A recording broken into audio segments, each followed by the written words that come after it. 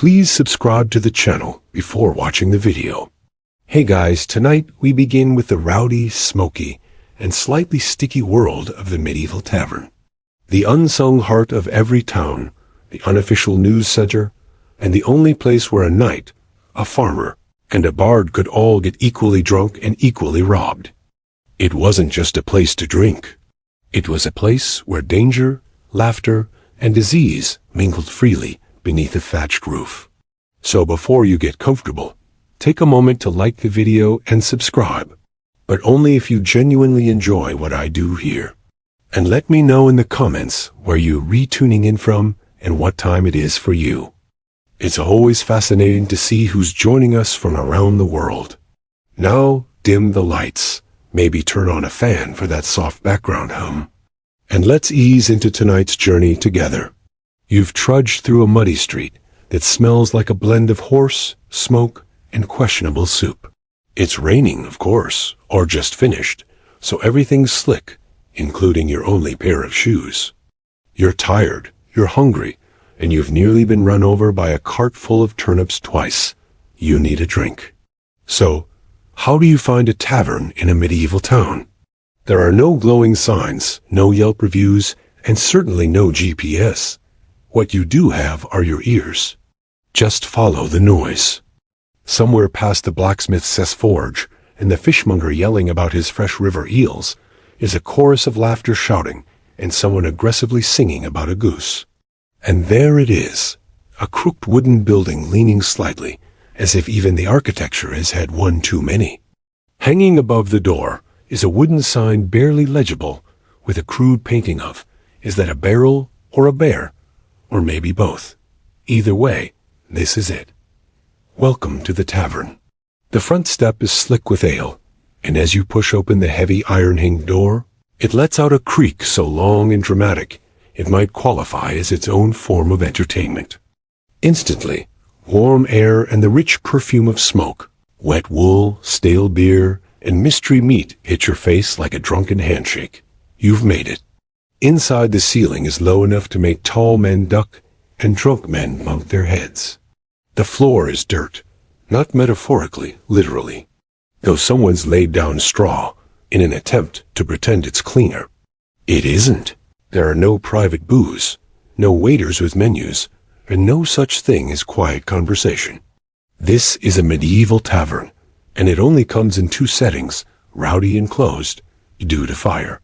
You spot an open seat at a lopsided bench near the hearth, but it's wet with what you don't ask. Someone nearby is arguing about a stolen chicken. Another is passed out with a ladle still in his hand. A Oni dog on a bone under a table like he pays rent there. And this friend is just the entrance. You've only just arrived, and already it smells like a night to remember or forget. As the heavy tavern door slams shut behind you, the darkness wraps around your senses like a damp wool blanket. Warm, uncomfortable, and slightly suspicious. Your eyes adjust slowly. Candlelight flickers against soot-stained walls, casting dancing shadows that make even the chairs look like they might pick a fight. The hearth blazes in the far corner, doubling as both heating and open flame hazard. Smoke drifts lazily in the air, not quite escaping through the chimney that might be stuffed with a dead crow. But what hits you hardest isn't the noise or the heat. It's the smell. A medieval tavern scent is less aromatic and more emotional trauma. The top notes are ale, warm, sour, and splashed liberally across every surface. Beneath that, sweat. Years of it, human, horse, and maybe something mythical.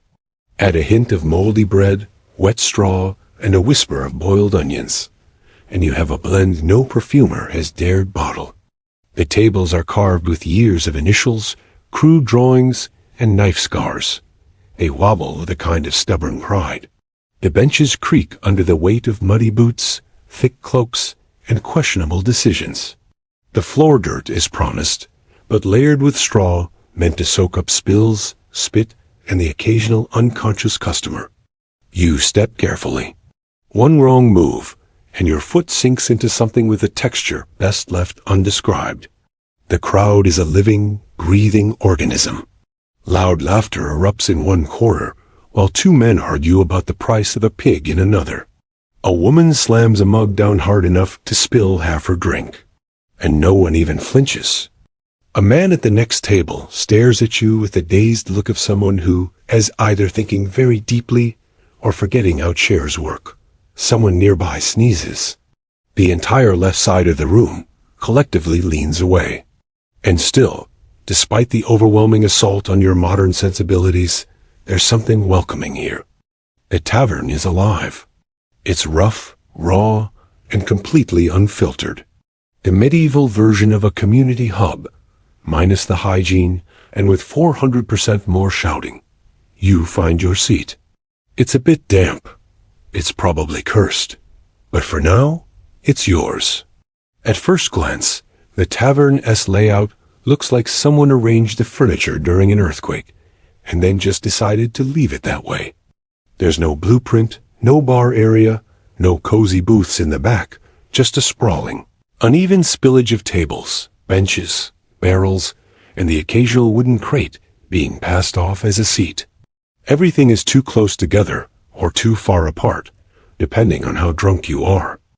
A big open fire roaring against one wall, doing its best to provide warmth, light, and a healthy dose of indoor smoke inhalation. Around it, people crowd in for comfort, like moths with mugs. Those with the best seats hog the warmth. Those without, well, that's what ale is for. The bar, if you can call it that, is usually just a thick wooden plank resting across two barrels, sagging under the weight of jugs, mugs, and elbows. Behind it stands the tavern keeper, multitasking between pouring drinks, yelling orders, and giving that one guy in the corner the death stare of, "You still haven't paid for last Tuesday." There are no menus. You ask what's available and brace yourself. The answer is usually ale, or shut up and wait. A narrow staircase, possibly original, definitely splintery, leads to the upstairs rooms. If you squint, you can see a boot hanging from one of the railing posts. No one's entirely sure if it's decorative or a warning. Some taverns have a back room. It might be for storage. It might be for illegal gambling. Or it might be where the last person who insulted the barmaid was taken, never to be seen again. It's best not to ask. The walls are stained with candle soot. The windows are covered with greasy cloth or animal hide. And every surface has been thoroughly polished by the elbows, boots, and spilled drinks of generations past, and maybe a chicken. Somehow, despite the chaos or because of it, it works. Everyone knows where to go, how to sit, when to shout, and when to duck. It's not organized, but it is alive. Every medieval tavern has a ruler, and it's not the local lord or the tax collector. It's the tavern keeper. They may not wear a crown, but don't be fooled. This person runs the show. Equal parts: chef, server, accountant, babysitter, and executioner of barroom justice. The tavern keeper is a one-person institution, and they take no nonsense. If it's a man, he's likely built like a barrel with arms, grizzled, grumpy, and carved from cured meat and bad decisions. If it's a woman, and often it is, she's sharper than a blacksmith's file, and can silence a room with a single look. Either way, they've seen everything, heard worse, and cleaned blood out of straw before breakfast. They greet regulars with a nod, strangers with suspicion, and troublemakers with a tankard to the head. Behind the bar, they keep mental tabs on who's paid, who owes, and who's had 3 too many. And they do it all without writing anything down because medieval literacy might be rare. But tavern memory is terrifying. The tavern keeper sets the tone. If they're in a good mood, the place hums. If they're in a bad mood, you'd better drink fast and keep your jokes to yourself. You do not mess with the tavern keeper. They also know everything. Who's in debt? Who's having an affair? Who arrived in town under a false name? Need information? Bribe the barkeep. Need protection? Sit near them. Need a favor? Better hope you didn't break a mug last week. Some have a helper, a son, daughter, spouse, or orphan. They sort of adopted and now make carry barrels twice their weight. These assistants run drinks, mop floors, and try not to spill anything or get stepped on by drunks. So, while the tavern may feel like chaos to you, it's actually a very delicate ecosystem. And in the center, commanding it all like a storm god in an apron, stands the one person keeping the ale flowing and the roof from collapsing into a riot, the tavern keeper. So you finally settle onto a creaky bench, dodging elbows and spilled stew. Your throat's dry, your boots are damp, and it's time for the main event, the drink. But don't expect a wine list or a polished mug. This is a medieval tavern. Your choices are limited, lukewarm, and possibly life-threatening. Let's start with the classic ale. Unfiltered, unpasteurized, and usually brewed in the back room where the dog sleeps. It's thick, cloudy, and often comes with floaties, bits of grain, yeast, or possibly a chunk of the previous customer's mustache. It's not cold because there's no ice. And you don't ask how long it's been sitting in the barrel. You just drink and hope. Next up, mead honey wine. Sounds fancy, right? In reality, it's sweet, strong, and occasionally explosive. If the tavern keeper made it themselves, it might be delicious, or it might taste like regret and be venom. It's usually served to nobles, wedding guests, or that one bard who insists on being paid in gold or mead. Then there's cider made from apples that were either freshly picked or dropped on the ground 3 weeks ago. Sharp, tangy, and served in cracked mugs that may double as soup bowls by morning. It's the drink of choice in orchard-rich regions, or for those who want something just alcoholic enough to forget the smell of the man sitting beside them. Wine? Technically, yes. But unless you're in southern Europe or the nobilities in town, it's likely watered down, soured, and served with a side of sarcasm. Good wine is reserved for lords, bishops, and the merchant who just sold 12 crates of salt. And water, that's a bold choice because half the time it's teeming with invisible death. Boiling costs fuel, and clean wells are rare. That's why even children drink ale. It's not about the buzz. It's about not dying of dysentery before age 8. No one is measuring shots or crafting cocktails here. You drink from mugs made of wood, clay, or tin. Some still have last night's stew in them. You raise your mug, sniff it, and sip. It's warm, it's bitter, and somehow it's perfect. Because in the medieval tavern, if it's wet and won't kill you immediately, it's a fine vintage. So, you've survived the drink? Barely. Now your stomach growls, reminding you that you haven't eaten since sunrise, and your last meal was mostly barley and sadness. Time to eat, but don't get excited. There's no menu, no waiter, and absolutely no one asking if you have any dietary restrictions. You don't order food in a medieval tavern. You ask what's left, then hope it's hot and only vaguely mysterious. The star of the tavern table is usually pottage, a thick stew made from whatever grains, vegetables, and questionable proteins or lion. A big open fire roaring against one wall, doing its best to provide warmth, light, and a healthy dose of indoor smoke inhalation. Around it, people crowd in for comfort, like moths with mugs. Those with the best seats hog the warmth. Those without, well, that's what ale is for. The bar, if you can call it that, is usually just a thick wooden plank resting across 2 barrels, sagging under the weight of jugs, mugs, and elbows. Behind it stands the tavern keeper, multitasking between pouring drinks, yelling orders, and giving that one guy in the corner the death stare of, "You still haven't paid for last Tuesday." There are no menus. You ask what's available, and brace yourself. The answer is usually ale, or shut up and wait. A narrow staircase, possibly original, definitely splintery, leads to the upstairs rooms. If you squint, you can see a boot hanging from one of the railing posts. No one's entirely sure if it's decorative or a warning. Some taverns have a back room. It might be for storage. It might be for illegal gambling. Or it might be where the last person who insulted the barmaid was taken, never to be seen again. It's best not to ask. The walls are stained with candle soot. The windows are covered with greasy cloth or animal hide. And every surface has been thoroughly polished by the elbows, boots, and spilled drinks of generations past, and maybe a chicken. Somehow, despite the chaos or because of it, it works. Everyone knows where to go, how to sit, when to shout, and when to duck. It's not organized, but it is alive. Every medieval tavern has a ruler. And it's not the local lord or the tax collector. It's the tavern keeper. They may not wear a crown, but don't be fooled. This person runs the show. Equal parts. Chef, server, accountant, babysitter, and executioner of barroom justice. The tavern keeper is a one-person institution, and they take no nonsense.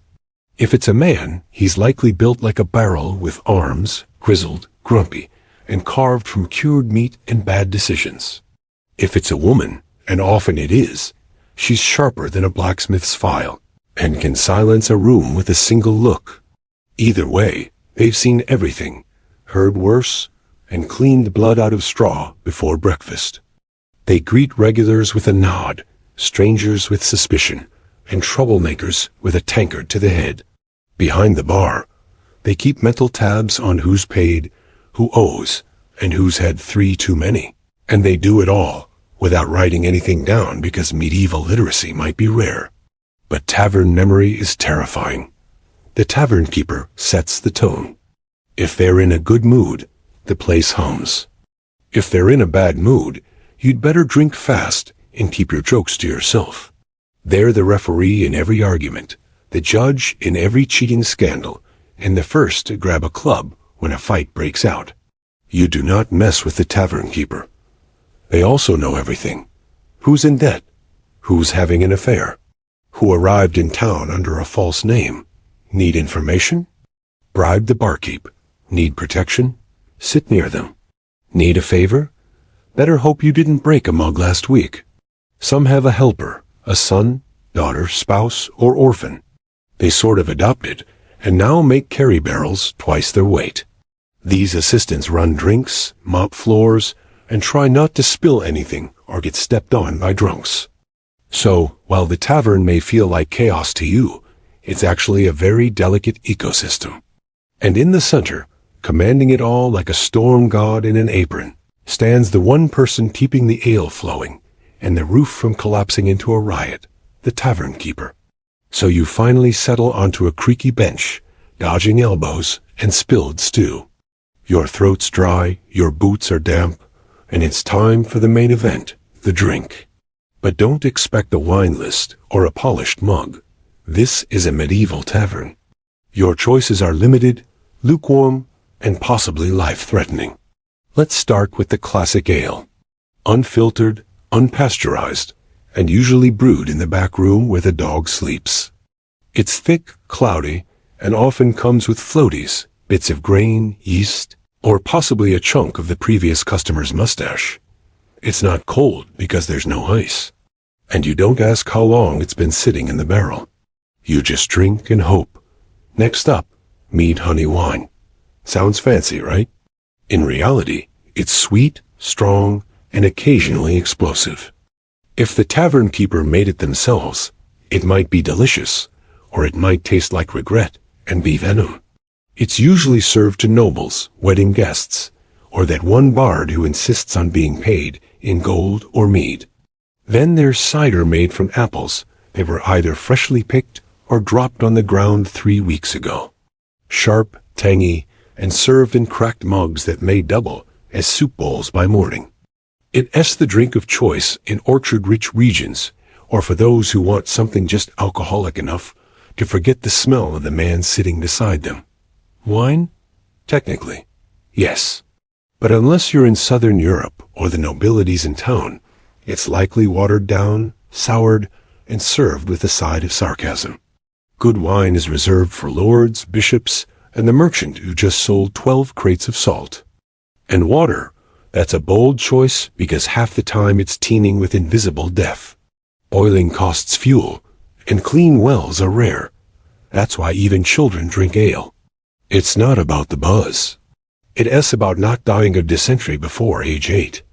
No one is measuring shots or crafting cocktails here. You drink from mugs made of wood, clay, or tin. Some still have last night's stew in them. You raise your mug, sniff it, and sip. It's warm, it's bitter, and somehow it's perfect. Because in the medieval tavern, if it's wet and won't kill you immediately, it's a fine vintage. So, you've survived the drink? Barely. Now your stomach growls, reminding you that you haven't eaten since sunrise, and your last meal was mostly barley and sadness. Time to eat, but don't get excited. There's no menu, no waiter, and absolutely no one asking if you have any dietary restrictions. You don't order food in a medieval tavern. You ask what's left, then hope it's hot and only vaguely mysterious. The star of the tavern table is usually pottage, a thick stew made from whatever grains, vegetables, and questionable proteins or lion. Step right up, pull up a stool, and let me pour you a tale. Welcome to the Tipsy Dragon, the coziest, rowdiest, and most legendary tavern in all the 7 kingdoms. The air here is thick with the smell of roasted boar, spilled ale, and the sweet scent of adventure. Look around. Over in that corner, a group of grizzled mercenaries are locked in a game of dragon's dice. The clatter of bone on wood is the heartbeat of this place. Each roll a gamble on fortune, a wager on whether they'll all have coin for another round or be heading back out into the cold. But it's not just about the clinking of coins.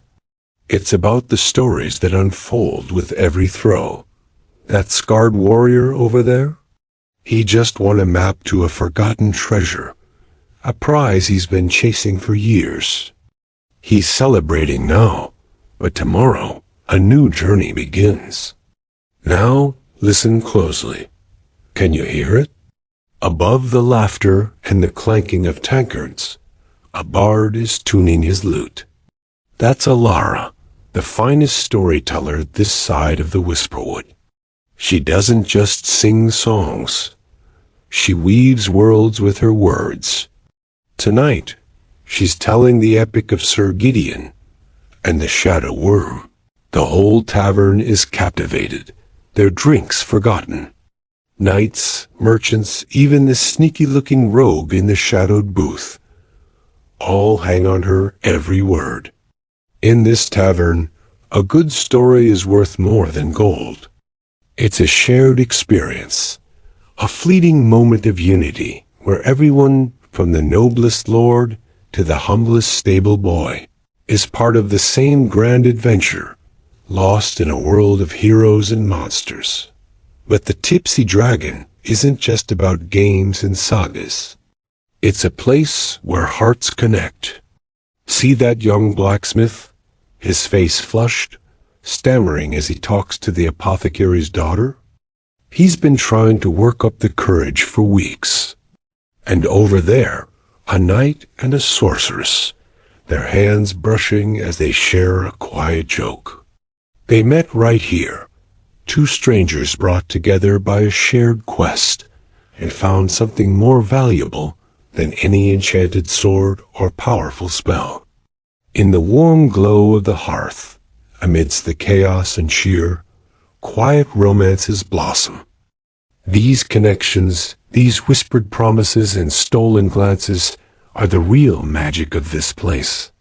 They are the stories that aren't sung by bards, but are lived, breathed, and remembered long after the last candle has been snuffed out. So, what is a medieval tavern, really? It's more than just a building with a roof and 4 walls. It's a crossroads of destiny. It's a sanctuary for the weary, a stage for the bold, and a cradle for love. It's where legends are born, fortunes are won and lost, and lifelong bonds are forged over a shared drink and a good story. Every tankard stain on these old wooden tables tells a tale. Every cheer and every sigh is a note in its endless song. This is the soul of the realm, a place of community and connection, proving that even in a world of swords and sorcery, the most powerful magic of all is found in the simple joy of sharing a moment together. Thank you for joining us at the Tipsy Dragon. If you enjoyed this tale, be sure to like and subscribe for more stories from worlds far away. Until next time, may your mug always be full and your adventures grand. Ever wondered what it was really like inside a medieval tavern? Forget those quiet, cozy inns from the movies. Imagine this. You walk in, and it's a sensory overload. The air is thick with the smell of roasting meat, spilled ale, and wood smoke. It's loud, a chaotic mix of hearty laughter, rowdy songs, and merchants haggling over deals. Fights? Oh, they were practically a nightly special. A stray glance or a spilled drink could easily spark a full-blown brawl, with fists flying and benches flipping. And when it was time to sleep, don't expect a private room. You'd be lucky to get a spot on a straw-covered floor in a communal room, sharing your space with a dozen snoring strangers. It was noisy, dirty, and utterly unpredictable, but it was the vibrant, beating heart of medieval social life. Thanks for watching, and don't forget to subscribe for more peeks into the past. Before she became the most iconic face of ancient Egypt, immortalized in a limestone bust with high cheekbones and a gaze frozen in serene confidence, Nefertiti was a woman cloaked in mystery. Her name means the beautiful one has come, but no one knows exactly where she came from. Some believe she was the daughter of a powerful Egyptian official named Ai, possibly even the sister of Akhenaten. Others argue she was a foreign princess sent to Egypt in a marriage alliance. Her origins are debated, but her influence is undeniable. Nefertiti appears in the historical record like lightning, sudden, brilliant, and transformative. She enters Akhenaten's life not as a passive queen, but as an equal partner in a reign that would shake Egypt's religious and cultural foundations. Together they would dismantle centuries of tradition, discard the pantheon of gods, and elevate the sun disk Aten as the one true deity. It was a radical, near heretical move. And Nefertiti wasn't just watching from the throne. She was leading ceremonies, making offerings, even depicted in arts, smiting enemies, a role typically reserved for male pharaohs. Unlike other queens who were relegated to the background, Nefertiti was ever present. She may have been preparing to rule. Whispers in history suggest that after Akhenaten's health began to decline, possibly due to genetic disorders or stress, Nefertiti took on more governing responsibility. But this is where the record starts to fade. In the final years of Akhenaten's reign, she vanishes from the public eye. No fanfare, no funeral inscriptions, no confirmed burial. Did she die young? Did she fall from power? Or was she about to become something even greater than a queen? Something history tried and failed to erase. One day, Nefertiti was everywhere, etched into walls, praised in hymns, ruling alongside a revolutionary pharaoh. And then, like a breath in the desert wind, she vanished. No ancient Egyptian queen had ever been so visible. Yet around year 12 of Akhenaten's 17-year reign, the records grow eerily silent. Her name disappears from the inscriptions. Her image fades from the art, No tomb, no death announcement, no mourning scene. For a woman so central to Egypt's cultural upheaval, her absence is more than strange. It's a black hole in history. So, what happened to her? One theory suggests the simplest answer. She died. Childbirth was risky, even for royalty. Nefertiti's second daughter, Mekharten, also disappears from records around this time, possibly indicating a dual tragedy. A mother and daughter lost in the same dark moment. But if that were true, why no elaborate funeral? No tribute? No temple? This was a woman revered like a goddess. A quiet death doesn't fit the script. Others propose something far more political. Perhaps Nefertiti fell from favor. Maybe the tides turned within the royal court. Akhenaten, increasingly isolated, could have sidelined her, possibly in favor of another consort. Some suggest a co-ruler named Smenkhkare, an enigmatic figure who appears briefly in the historical record, may have replaced her. Was this a male heir? A half-brother? Or was Smenkhkare Nefertiti herself under a new name? That's the most electrifying theory, that Nefertiti didn't disappear at all. She transformed. Evidence suggests someone named Nefernueten ruled in the final years of Akhenaten's reign. This individual used feminine grammar in inscriptions, and even referenced Akhenaten as her beloved husband.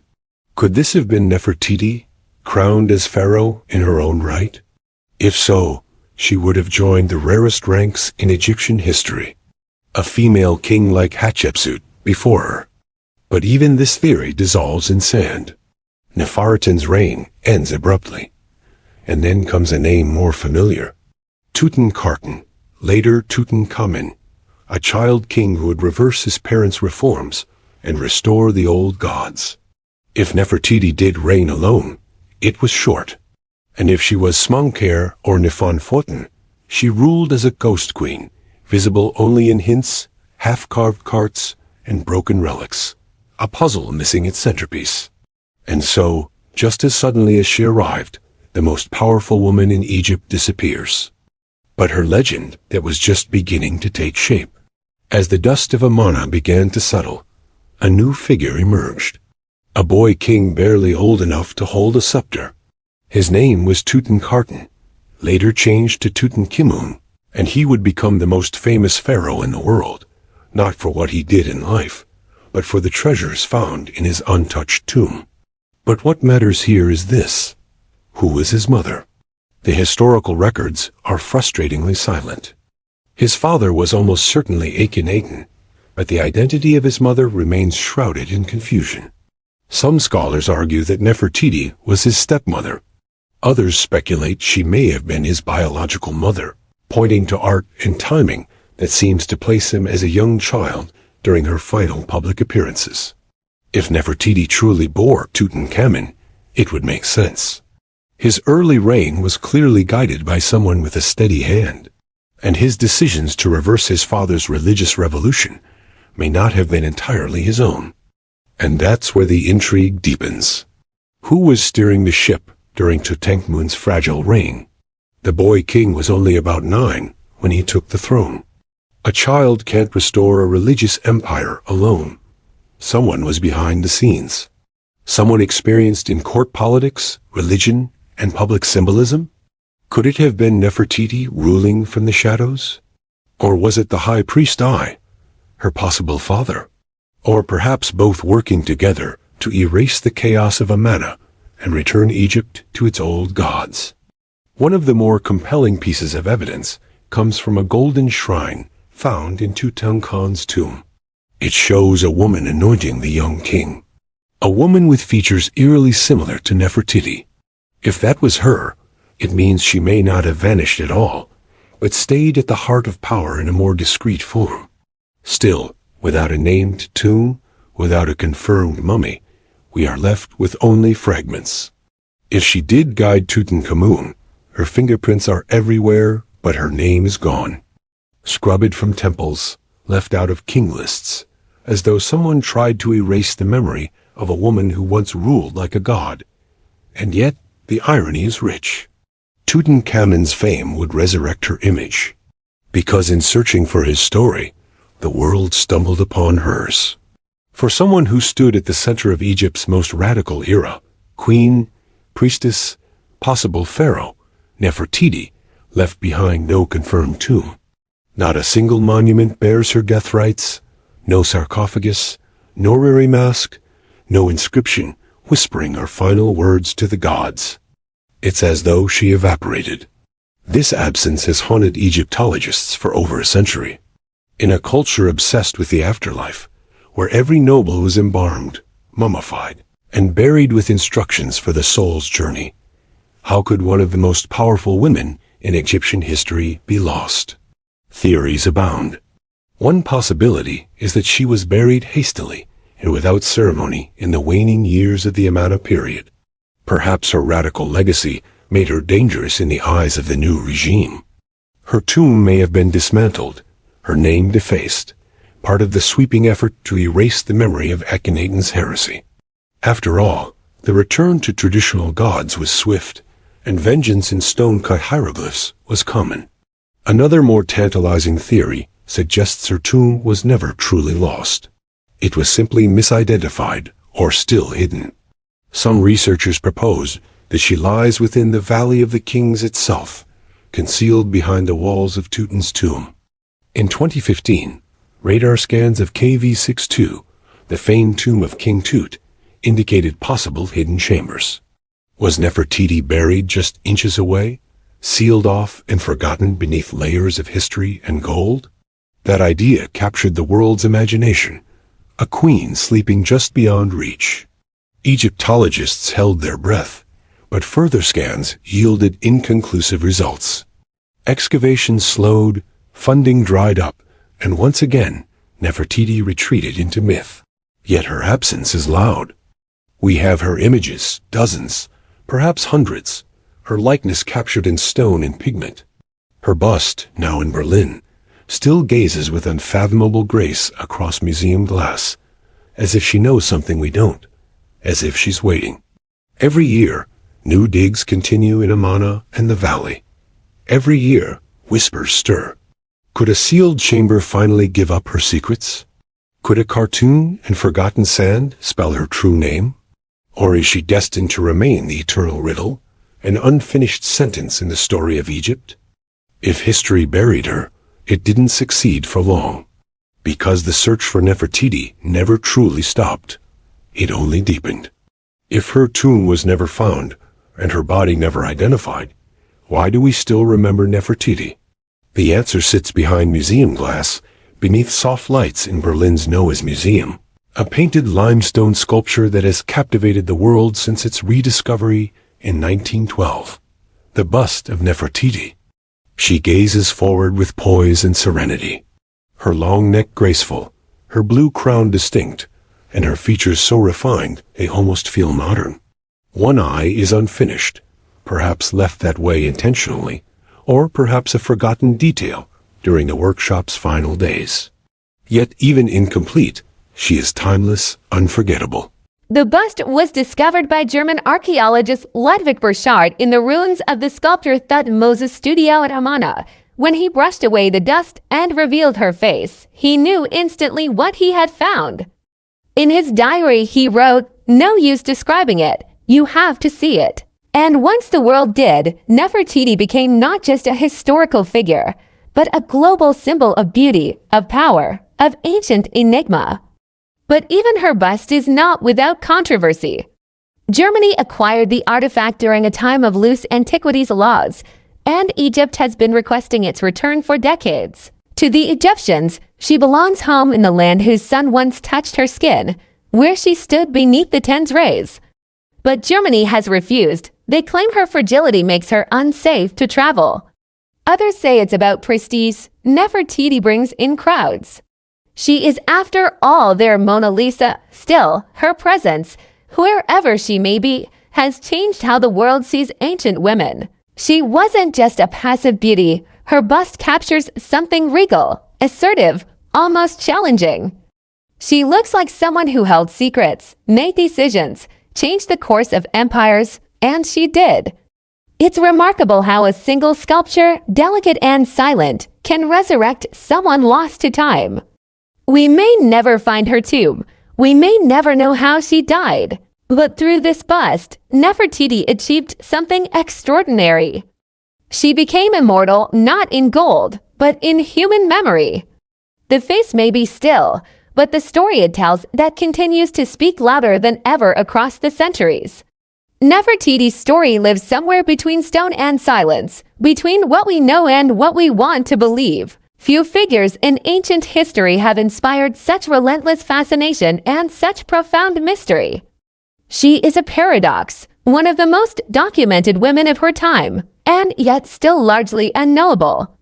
Over the centuries, she's been imagined as many things. To some, she was a goddess in human form, the living embodiment of divine beauty. To others, she was a political mastermind, the force behind the throne, perhaps even the throne itself. Some have portrayed her as a romantic figure, tragically lost in the sands of revolution. Others paint her as ambitious, even ruthless, navigating a collapsing empire with elegance and calculation.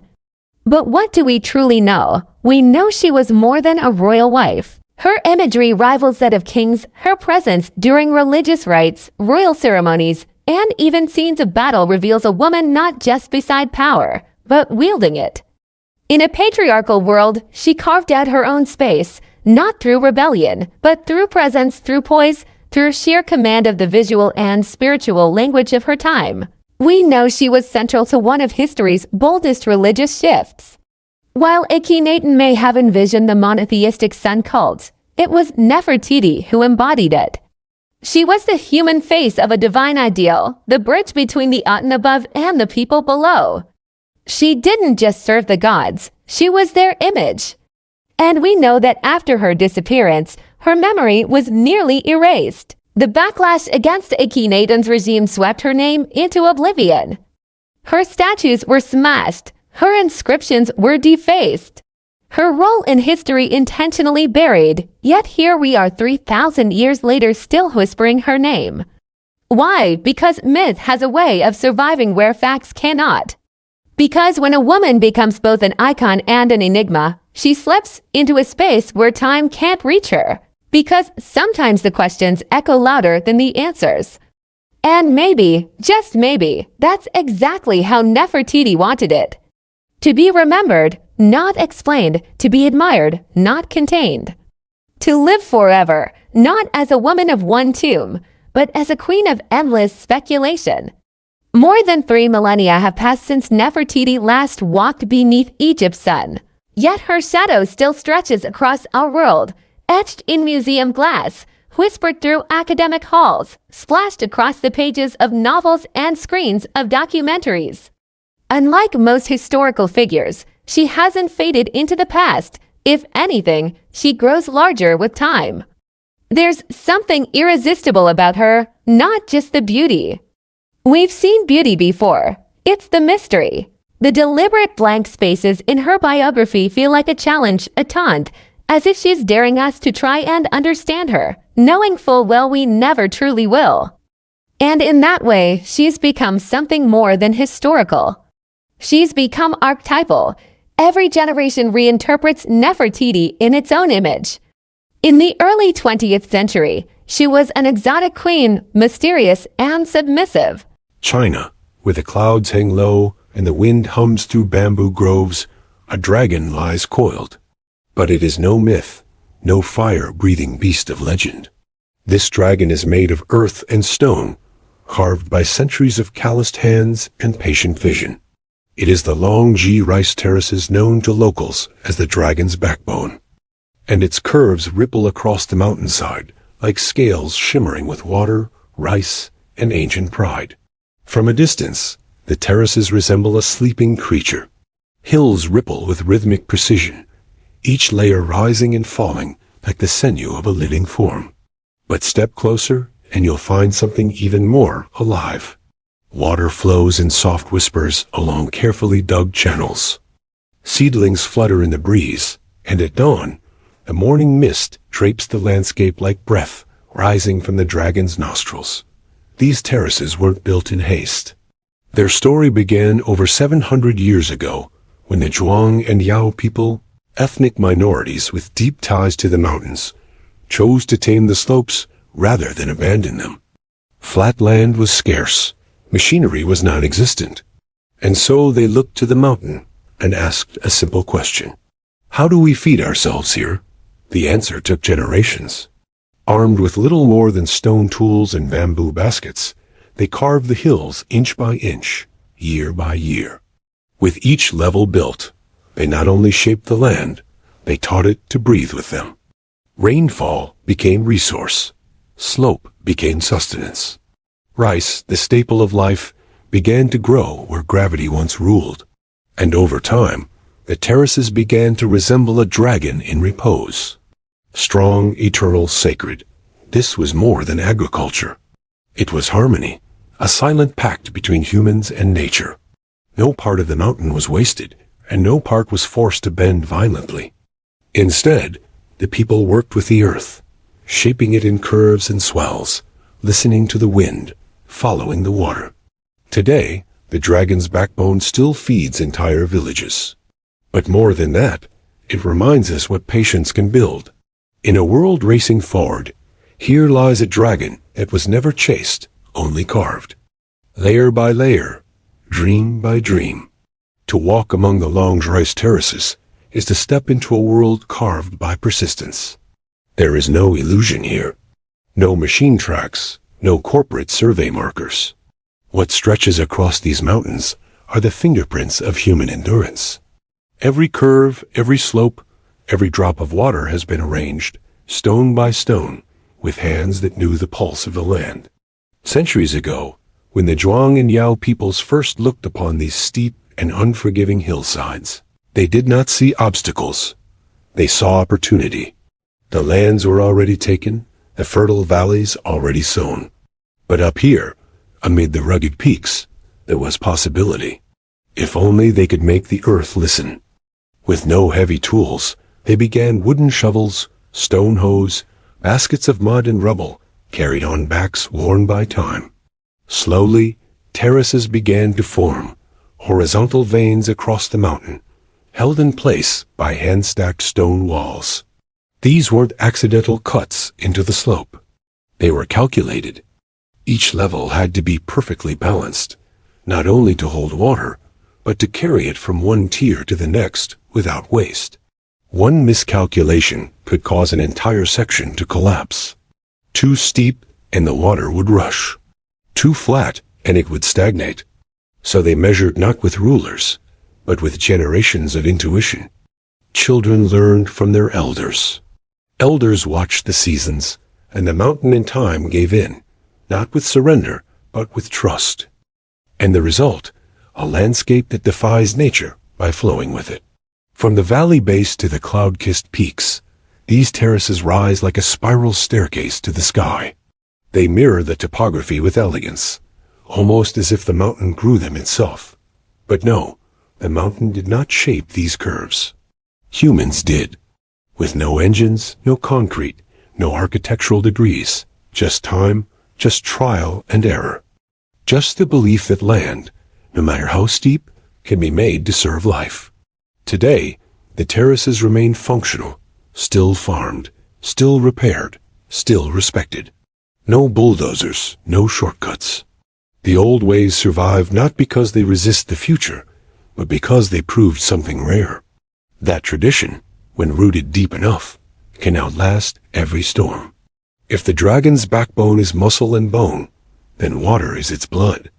It flows quietly, without pumps or engines, tracing ancient channels that slip from mountaintop springs into every terrace below. This hydraulic choreography is no accident. It is the secret life of the terraces, the reason they've endured for centuries. At the top of the mountain, rainwater and natural springs are caught in narrow ditches and earthen canals. From there, gravity becomes the farmer's silent ally. The water descends through terrace after terrace, pooling gently in each field before spilling into the next. This design, fluid, seamless, ensures that every patch of rice receives what it needs, no more, no less. There are no valves, no switches. Control lies in subtle gates made of stone or wood, adjusted by hand and habit. If one terrace overflows, it could flood the next. If one leaks, a drought may follow. And so the villagers, guardians of this delicate system, walk the ridges daily, checking, adjusting, listening to the sound of flow. It's less like farming, more like playing an instrument. One wrong note and the whole song is off. But the water does more than feed rice. It mirrors the sky. In spring, when the terraces are first flooded, the paddies turn to glass. They reflect the clouds, the sun, even the stars on a clear night. Visitors often describe the sight as surreal, like the mountain has become a living mirror, reflecting both heaven and earth. Then comes summer. The water thickens with stalks of green. The reflection fades, replaced by movement, rippling rice plants swaying in the wind like an emerald sea. In autumn, the water glistens through the gold of ripened grain. And in winter, when farming ceases, snow and frost replace the flowing current. The dragon sleeps, but the channels remain. Quiet veins awaiting spring. Time moves differently here. Not by hours, but by moisture. By the first trickle of mountain thaw. By the sound of frogs returning. By the scent of wet soil. In a world that measures time in seconds. The people of Longji still measure it in seasons and drops. And so the dragon lives not in fire and flight, but in ripples of water, pulsing gently through a living masterpiece of stone and soil. Spring in the Longji Mountains begins not with blossoms, but with water. As the snow melts in the higher peaks, streams trickle downward, breathing life into the waiting terraces. The mirror-like paddies are ready. The dragon stirs, and the people prepare for the ritual that ties them to every generation before them, planting the first seed. There is no grand announcement, only quiet movement. Farmers, young and old, rise with the mist. They walk barefoot along the narrow ridges, straw hats low over their eyes, baskets balanced on their backs. The air is thick with the scent of soaked soil and mountain wind. The paddies flooded just days earlier now shimmer like polished jade. This is not a task for machines. It never has been. Each rice seedling grown in nursery beds is transplanted by hand, one by one, line by line. The workers step into the cold water and press the tender stalks into the mud with gentle fingers. It's a rhythm that feels almost sacred. Back bent, arm out, hand press, repeat all day, sometimes for weeks. Children follow, splashing in the shallows, mimicking their elders. They learn not from textbooks, but by standing in the water, feeling the resistance of mud, learning the spacing by eye. It's how knowledge survives here, lived, not spoken. Planting is more than labor. It is ceremony. Offerings are made to the mountain spirits. Songs are sung. In some villages, elders scatter the first handful of seedlings as a blessing. Every field planted is a promise to the land, to the ancestors, to the children yet to come. The pace is unhurried. No one rushes the dragon. No one races the mountain. Instead, the rhythm of planting becomes a meditation, a slow dance of human and nature, of patience and purpose.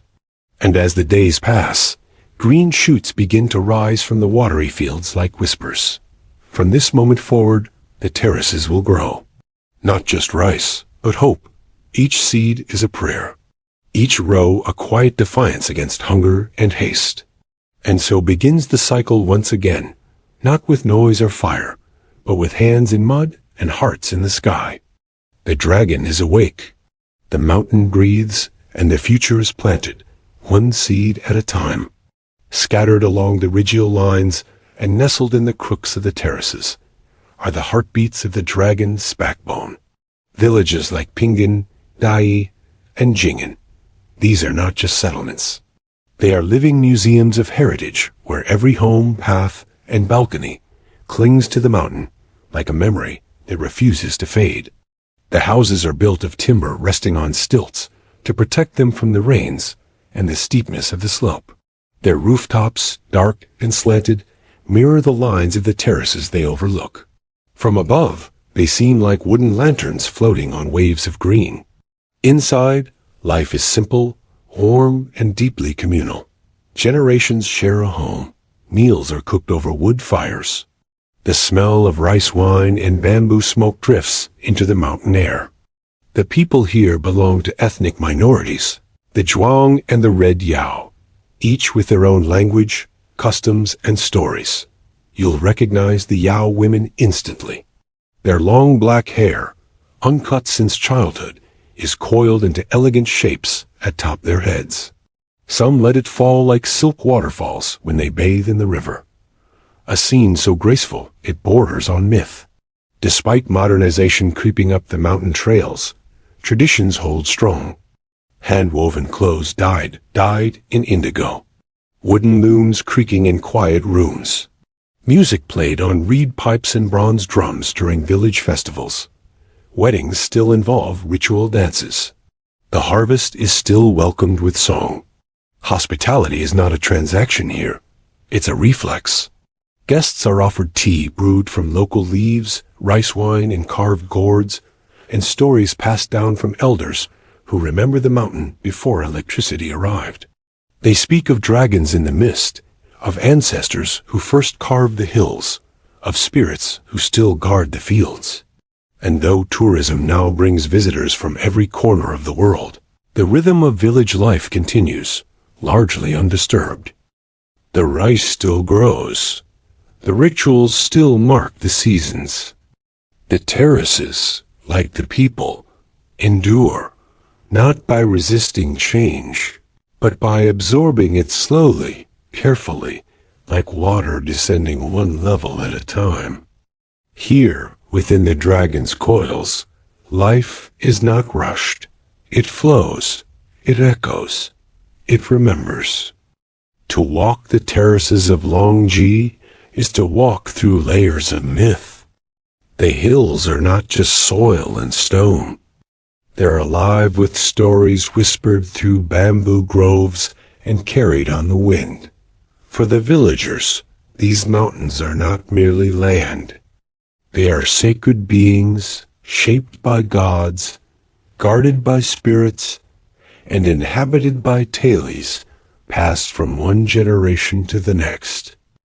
The most enduring legend speaks of a sleeping dragon whose body stretches across the ridges. Its spine rises in coils. The very terraces themselves. Locals believe that the curves of the mountain are not man-made, but rather the dragon's scales rising and falling with breath. When mist rolls in from the valley and covers the paddies in white, it's said the dragon stirs, breathing gently in its sleep. Another tale tells of how the terraces were born from divine generosity. In a time of famine, the ancestors climbed the mountains and prayed to the heavens. Moved by their devotion, the gods sent rain and instructed them to carve the hills into steps so rice could grow. The people obeyed, and the dragon appeared to guide their hands. Ever since they have honored the mountain with respect, never shouting in the fields, never cutting trees without prayer. These beliefs are not written in books. They live in songs sung during the planting, in incense burned before a new growing season, in the silence kept during misty mornings. Children grow up hearing these tales not as fantasy, but as truth embedded in the land. To laugh at the dragon is to risk bad harvest. To disrespect the spirits is to invite flood or drought. There are spirits in the water, too. Some farmers still make offerings before releasing the spring water into the terraces for the first time each year. A few drops of rice wine, a prayer murmured under breath. Not for show, just tradition as natural as tying a shoe. And whether you believe in dragons or not, something sacred hangs in the air. Maybe it's the silence, Maybe it's the clouds. Or maybe it's the quiet certainty that this place is more than human work. It's a story still being told, written not in ink, but in stone, water, and rice. For centuries, the dragon's backbone was a secret kept by the mountains, remote, quiet, and known only to those who called it home. But no place, no matter how sacred, remains untouched forever. The road came, the wires followed.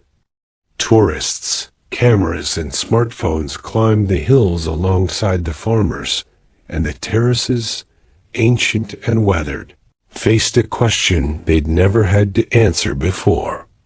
How do you survive the modern world? At first, there was worry. Some feared the mountain would be sold piece by piece to developers, that concrete would replace wood, that culture would become costume. But the people of Long Jay didn't just endure. They adapted, not by abandoning the past, but by weaving the present into it, one careful thread at a time. Villagers began opening their homes to guests, not as resorts, but as family stays. Visitors eat local meals, sticky rice steamed in bamboo, wild greens picked that morning. They sleep in wooden stilt houses where roosters still announce the sunrise. The experience isn't curated for show. It's lived, honest, real. And the farming, it continues. Each season, locals still flood the terraces, still plant by hand, still harvest with sickles worn smooth by time. Children attend school by day, but help in the fields at dusk. Tourism may bring income, but rice brings life. One supports the other. Both are essential. Some young villagers have left for the cities, but many return. There is something magnetic about the terraces, something deeper than nostalgia. It's the sound of water sliding through the channels, the way the stars reflect in the paddies, the way the mountains teach patience. Local festivals have grown louder. Yes, there are now microphones where there were once drums. Signs in Mandarin and English stand beside sacred springs. But the rituals still happen. Offerings are still made. Elders still lead the songs. The dragon's backbone didn't resist change. It absorbed it with grace, with balance. The terraces remain, not because they are frozen in time, but because they breathe with time, flexing, adjusting, but never breaking. In an age where tradition is often sacrificed for progress, Long Ji stands as quiet proof that progress can walk gently if it chooses, that the old ways still have room in the modern world, especially when they are this beautiful. The dragon's backbone is never the same place twice.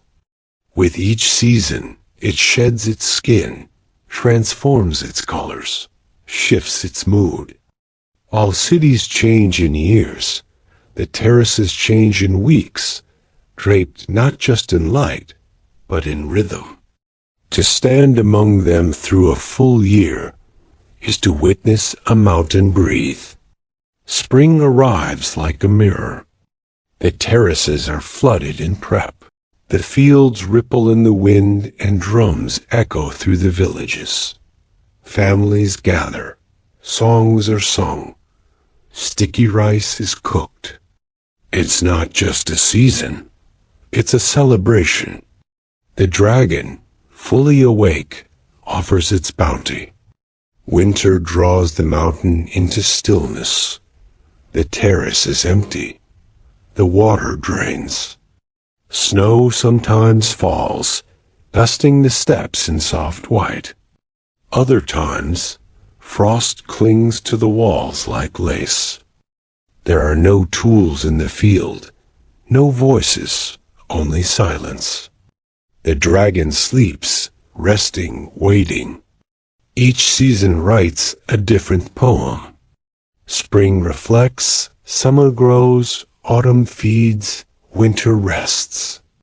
The beauty of long GI isn't just in its shape, but in its cycle, in how it accepts time without resistance, in how it transforms quietly, never needing to announce itself. Photographers chase the light here, hoping to capture something eternal, but the terraces don't freeze for anyone. They move, they breathe, they teach us softly that beauty is not static. It's a rhythm, a practice, a promise renewed with every season. And so the dragon turns again, not with roar or flame, but with water, grain, and wind. In the end, the terraces are more than fields.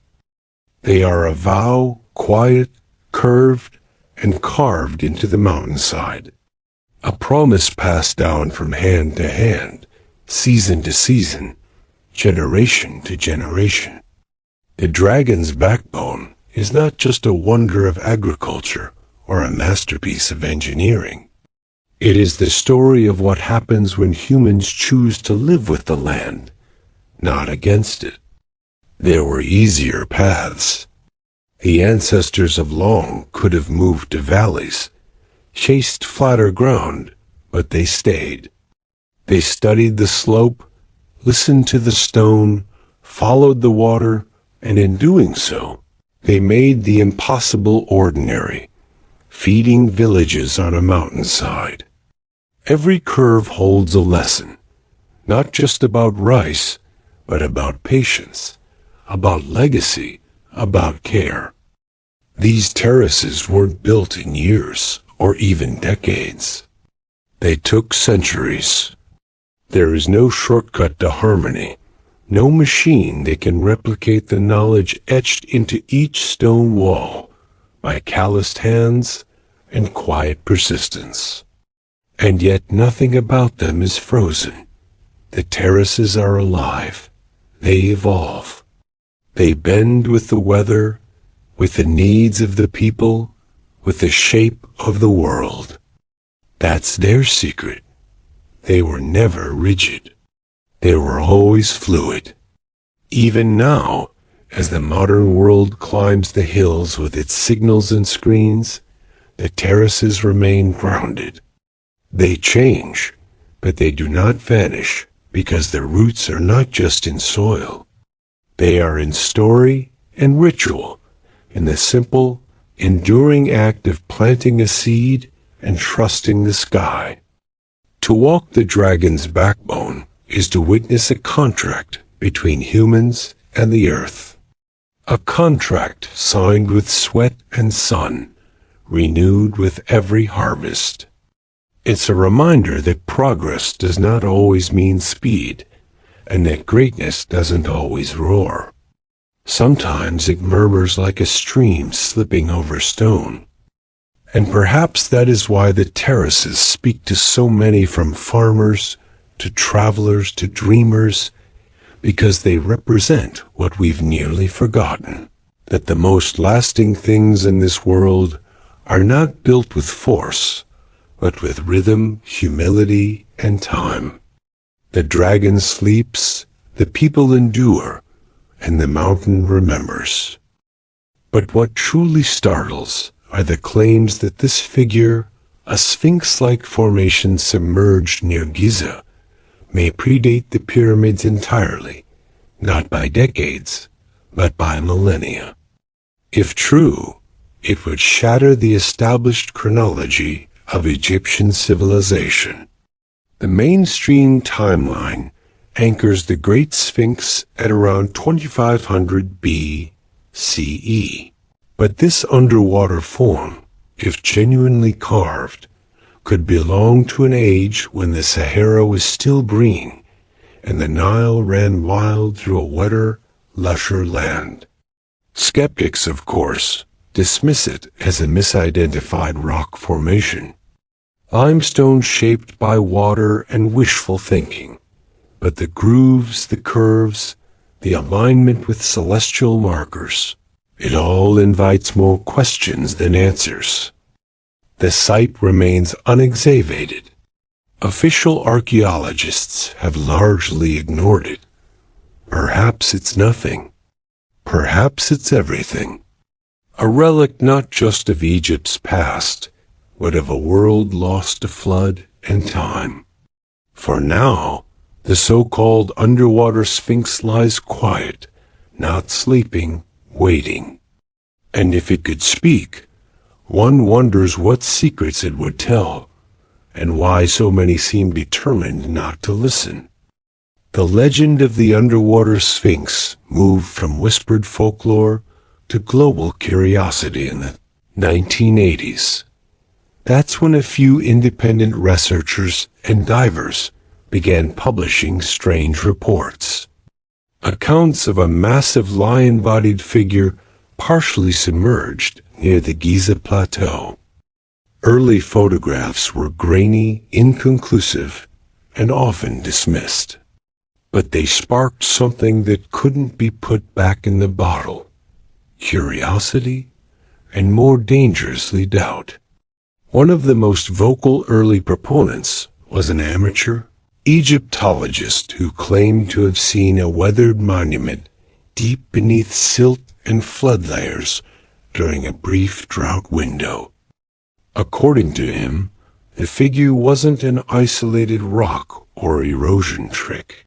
It had geometry, legs, symmetry, even the faint suggestion of a carved face. Naturally, this challenged the traditional narrative. Egyptology as a discipline rests on structure and established timelines. Most scholars place the construction of the Giza pyramids and the Great Sphinx at around 2500 BCE, during the reign of Pharaoh Khafra. The suggestion of another Sphinx older and partially submerged would require rethinking not just Egyptian history, but the timeline of human civilization itself.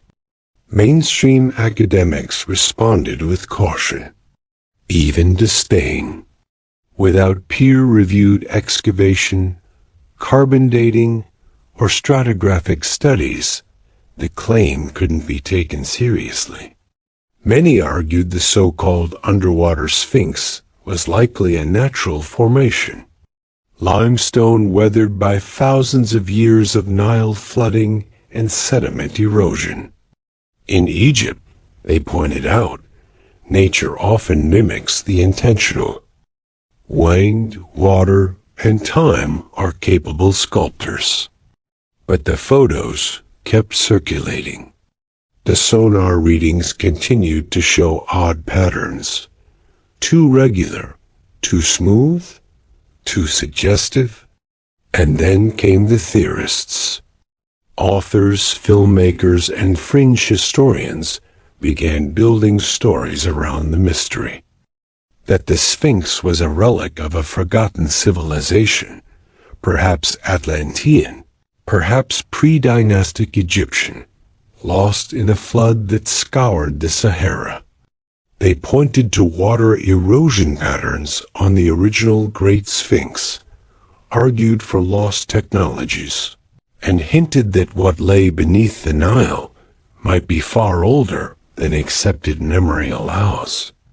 The debate grew louder, but the ground remained still. No official dig was launched.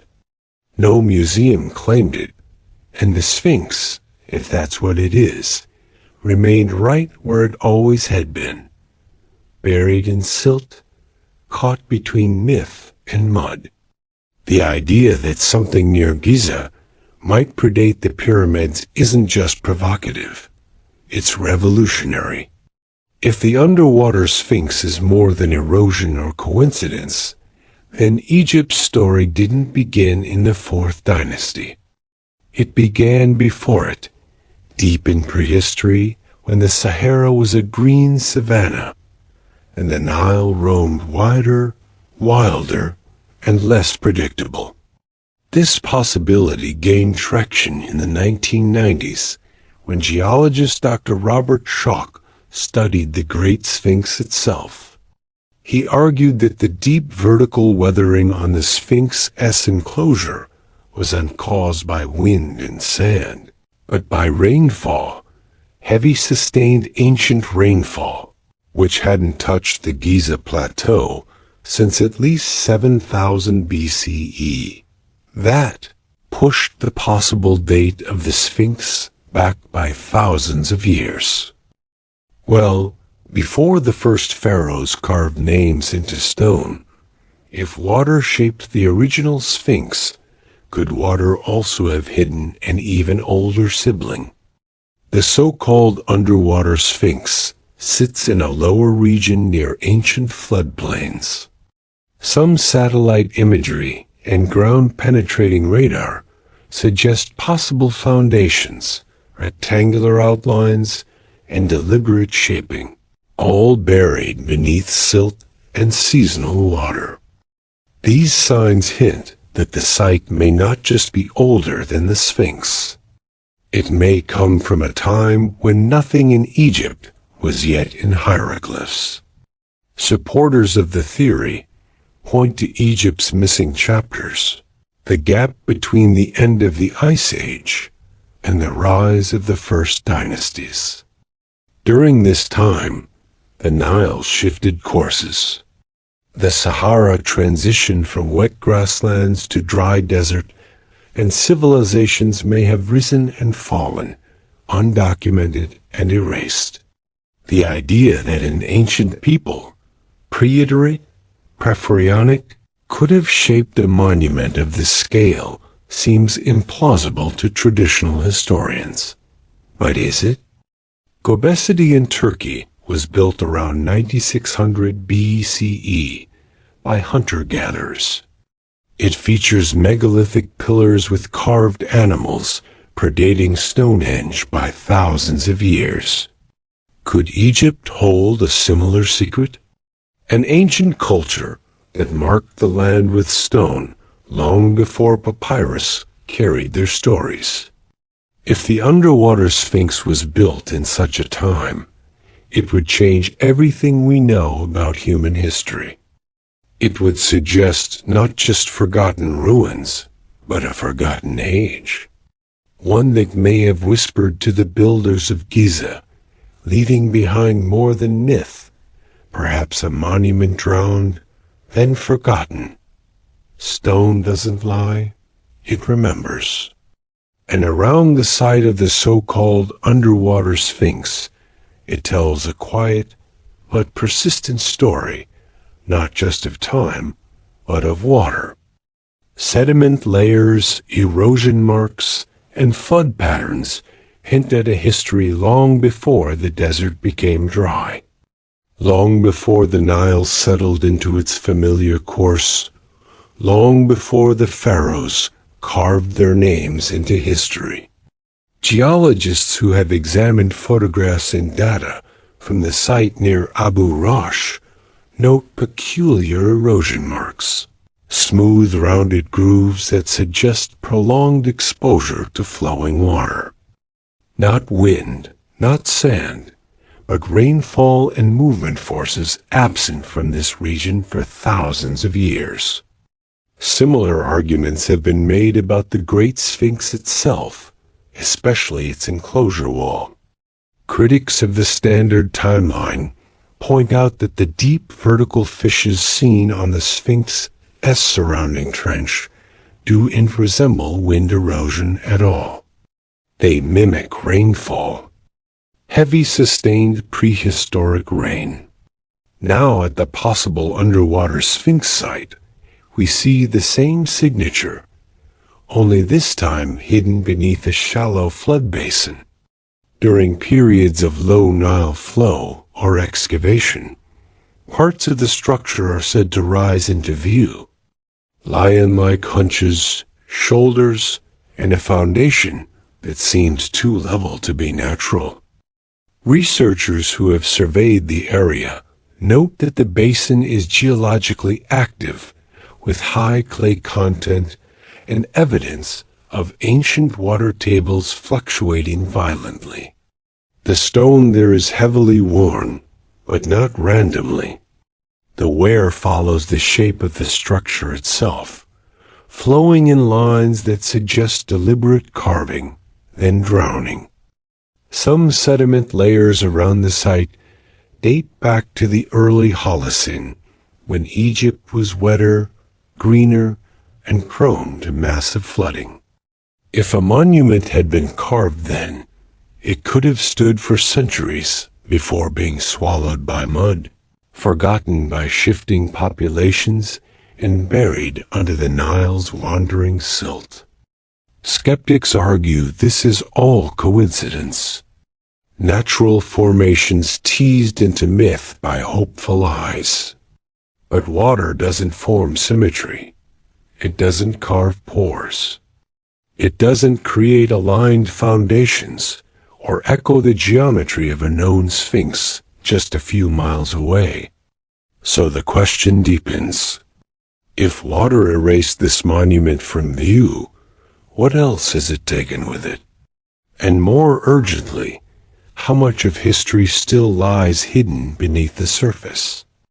If the underwater sphinx is truly there, silent, carved, and ancient, why hasn't it been excavated?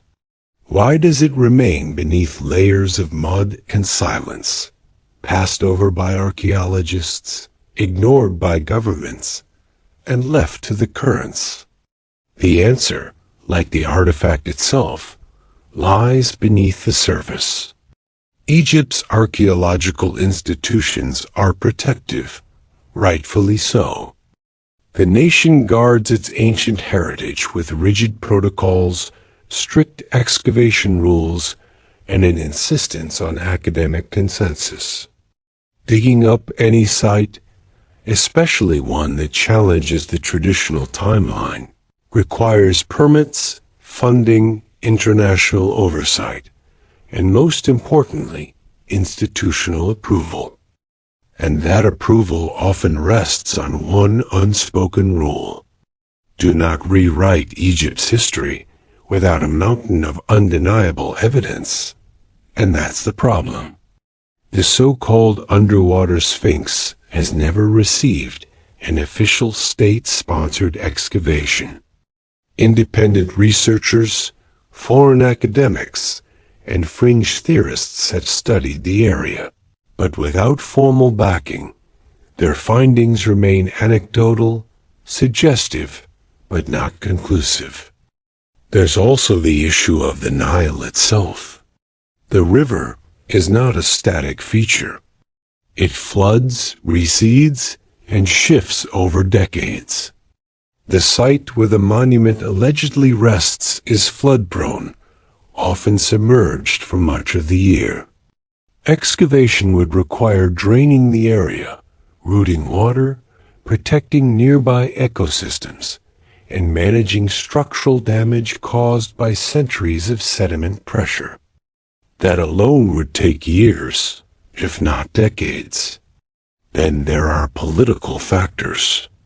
A discovery of this magnitude, if validated, would disrupt more than academic timelines.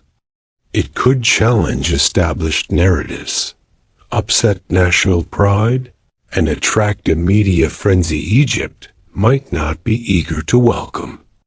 The Ministry of Antiquities prefers to promote discoveries that reinforce Egypt's grandeur, not question its foundational history. Some whisper that certain institutions may already know more than they reveal, that preliminary studies have been done quietly behind closed doors. But without public records, peer-reviewed findings, or government announcements, these claims drift into conspiracy. And so the monument remains buried. Whether by accident or design, it sleeps under mud and skepticism. It is a strange irony that in a land obsessed with preserving its ancient past, one of its greatest mysteries may be hidden in plain sight, unclaimed, unstudied, and untouched by time's official record. But nothing stays buried forever. To the ancient Egyptians, the Sphinx was more than a sculpture. It was a symbol, part guardian, part god, part mystery. With the body of a lion and the head of a man, the Sphinx represented strength fused with wisdom, physical power tamed by royal mind. It was a cosmic sentinel placed at thresholds where the divine met the mortal. The most famous, of course, is the Great Sphinx of Giza. Towering 66 feet high, it has guarded the plateau for over 4,000 years, facing the rising sun, watching over the tombs of pharaohs. Its exact origin is still debated. Some say it was built by Khafra. Others argue it may be far older, its face recarved over time. So, what would it mean if a second Sphinx, hidden, water-worn, and possibly older, exists just miles away? It would change everything. No known records speak of twin Sphinx at Giza. Ancient texts are silent. But in later Greco-Roman tradition, there are mentions of guardians positioned in balance, flanking sacred spaces. In Egyptian architecture, symmetry is sacred. Temples often have twin statues, twin obelisks, twin avenues of lions. Why not twin Sphinx? Some researchers argue that the so-called underwater Sphinx might not be a copy, but the original, a prototype, a pre-dynastic version later replicated on a grander scale. If true, it suggests that the idea of the Sphinx came not from dynastic builders, but from a forgotten culture whose myths were carried forward, adopted, and refined. And if the monument predates writing, it may not be bound by the pharaoh's ideology at all. Its purpose could have been astronomical, ritualistic, or even commemorative, marking an event, a flood, or a forgotten god. The lion shape itself is no accident. In ancient Egypt, lions represented the horizon, the gate of dawn and dusk. A sphinx facing east watches the rebirth of the sun eternally. To carve one was to freeze that sacred act in stone. Now imagine one carved before the pyramids, aligned, guarding, waiting. It would not just rewrite history. It would redefine the mythos of Egypt itself, not as the beginning of civilization, but as the last echo of something even older. And the fact that this symbol might be sleeping beneath water, all the more fitting for a guardian of lost worlds. As whispers of the underwater Sphinx echo further across the world, a quiet divide has opened, one that runs deeper than sediment or stone. On one side stands traditional Egyptology, cautious, structured, and rooted in academic consensus. On the other, a growing community of independent researchers, alternative historians, and curious minds who believe something extraordinary is being overlooked. Mainstream scholars insist on evidence, peer-reviewed studies, stratigraphy, inscriptions, and radiocarbon dates. Their concern is not unwarranted. Egypt is filled with natural rock formations that resemble human or animal shapes, and misidentifying them can lead to misinformation. Archaeology, after all, must be careful. The past is fragile. It cannot be rebuilt once broken by careless hands or media hype. But to others, caution has become complacency. Independent investigators, many of them trained scientists or engineers from outside the field, argue that the underwater sphinx and similar anomalies deserve deeper study. They point to high-resolution satellite images that show unnatural symmetry, to LR scans that detect rectangular foundations beneath layers of mud, to erosion patterns that seem shaped not by chaos, but by design. They also question the political motivations behind silence. Tourism dollars flow through well-trodden monuments. A new sphinx, especially one that threatens the accepted timeline, could disrupt Egypt's narrative and authority. The fear, they suggest, is not of fraud, but of rewriting everything.